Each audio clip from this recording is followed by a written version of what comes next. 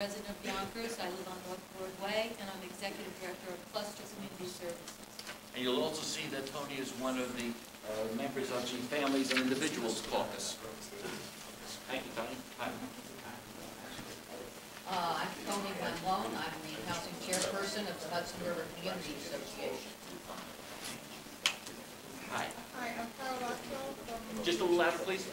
Hi, I'm Carol Otto from the Hudson River Community Association. I was attending these meetings when it first started, but for some reason, I wasn't receiving notification of monthly meetings. Okay, well, hopefully you've signed in then, and one of the purposes of today is not only information sharing, but one of the pieces of the information is to catch up on the email so we can have larger group meetings like this. Yeah. That's great. Thank you for coming back. Hi, my name is Doris Earl. I'm a member of Parker, and I'm also a resident of Yonkers. Get over Riverdale Avenue here. Great. Hi. Hi, my name is John Earl. I'm a member of Hudson River Community Association, and I live at 17 Phillips Place, Yonkers. Oh, Phillips. Okay, Phillips. Great. Okay, thank you. You guys got that row staked out. Okay. I'm Cliff Schneider, and I've lived in Yonkers for 25 years, and I'm currently, my second week, the Executive Director of BZAC Environmental and Education Center over here in the room. Great, great. Congratulations. I'm Wendy Nadell, the Executive Director of the Yonkers Partners in Education. Thank you, Wendy. Good to see you. Yeah. Alberto.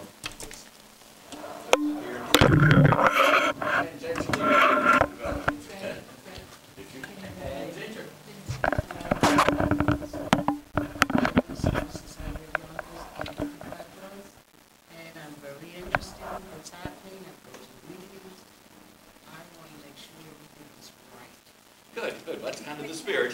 Thank you, Ginger. Rick? Rick Nagger, Executive Director of Groundwork, And I'd like to introduce Vernon, who's going to take it over, or is there something else I should do, Vernon?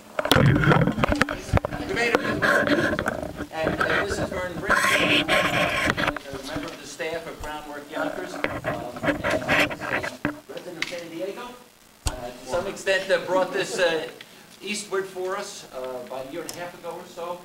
It's been great learning process to see how the community can get involved constructively in a project. We're not here against the project.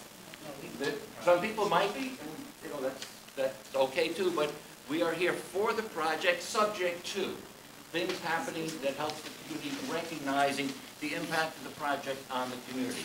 Just like there's a huge environmental impact process going on now, to some extent there's a community impact process hopefully going on simultaneously. So we owe a lot to Vernon Brinkley, and we turn it over to Vernon. Thank you, Greg. First of all, I just want to say thank you for you all coming out. Creating a community benefit agreement. There's one thing that's really important in this whole process, and that's the very first word, and that's community. You know, the community has to really be behind this and support this in order for it to be successful. So we're really glad that you came out today. I'm going to talk about several different things, but one of the first things I want to talk about is how this group came together in the first place. Actually, there's many of us and had the idea of putting together a community benefit agreement. So there was maybe a group of 5 or 6 that initially came together to talk about the chances of bringing together a community benefit agreement. What chance did we have? First of all, I want to say, and I hope I can say this without really, Yonkers nonprofits, I think, had a problem in the past coming together, working together. We've had no problem in this instance. So this is one good thing that's come out of this. Anyway, so we all met, we talked about it, and it seems that at the same time, Councilwoman McDowell had a similar project going where she brought the folks together to look at the same issue. So what you basically had were 2 different groups putting together a community benefit agreement. So what we did is we merged the 2 groups together. We had open houses, public forums, which I'm sure most of you attended. we brought the community in on, I think, three separate times and asked for your input, asked for your ideas, asked for what you thought was important to be included in the community benefit. What would it take to really help people in this community to benefit? And from that, we had this list and list of good information. So the next thing that happened were each group chose a representative and an alternate, because we knew, excuse me, we knew that with such a large group, we wouldn't be able to really move the process forward with such a large group. So each one chose a representative and their alternate, and from there, we continue to move this process further. One of the real key things that we had to do was create a structure for the group. This couldn't just be a kind of willy-nilly group. We had to have structures in place. We had to make sure that everything was fair, equal and fair to everyone. And that's how, for instance, how we make decisions. You know, you have 8 different caucuses that you heard Greg mention. We, you know, you had to have majority rule. Five people actually would be the majority. Okay, so from that process, we whittled it down. We brought in our lawyers, as you'll get to meet Gavin from New York Lawyers for the Public Interest. We also looked for and got lawyers to do this pro bono for us, which is very important because a CBA is a legally binding contract. So you would want to have counsel to lead you in that respect.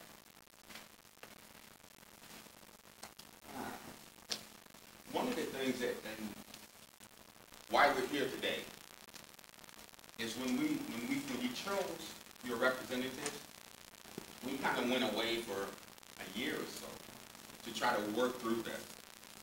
And unfortunately, a lot of folks maybe wondered what was going on, because they hadn't really heard what was going on. What was part of the plan all along was, once we really moved this forward, until we were ready to come forward to share with the community where we are, what we've done so far. And that's where we are now, because we want everyone to know where we are, what we've been doing. So for those folks who have wondered, you know, what happened to all this valuable information you gave us? Well, we're here to share with you right now on that.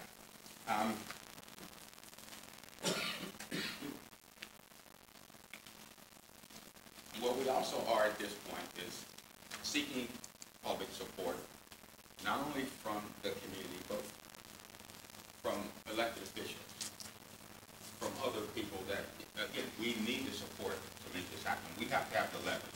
Most of the leverage comes from the fact that most developments receive subsidies, lots of subsidies. So that is our taxpayer money. Why should we, as taxpayers, pay for this and then not get benefit out of it? That, excuse me, gives us a lot of our leverage because of the simple fact that, again, it's our taxpayer dollars. We know that they want to use TIP to do a lot of the infrastructure. I think it was $100-some odd million in TIP. That's a subsidy. No matter how they slice it, it's a subsidy. So again, that is why we're looking at making sure that we benefit also, to try to eliminate, or at least cut down as much as possible, the opportunity for gentrification that unfortunately happens with major redevelopment projects like this, bring in people with more income, more disposable income, which is really the whole idea behind redevelopment. So we just want to make sure that